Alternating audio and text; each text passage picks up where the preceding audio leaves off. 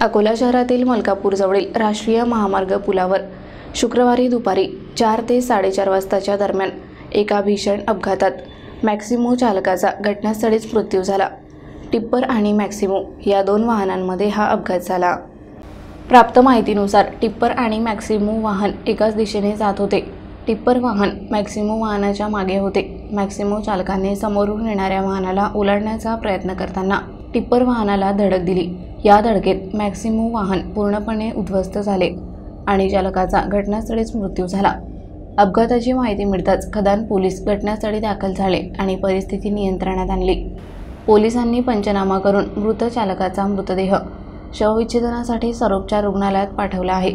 सायंकाळी उशिरापर्यंत या अपघाताबाबत खदान पोलीस ठाण्यात गुन्हा दाखल करण्याची प्रक्रिया सुरू होती। मृत चालकाची ओळख अद्याप पटलेली नाही। पोलीस मृत चालकाची ओळख पटवण्याचा आणि अपघाताची अधिक तपासणी करण्याचा प्रयत्न करत आहेत। या अपघातामुळे राष्ट्रीय महामार्गावरील वाहतुकीची काही वेळासाठी कोंडी झाली होती। पोलिसांनी वाहतूक सुलभ करण्यासाठी प्रयत्न केले।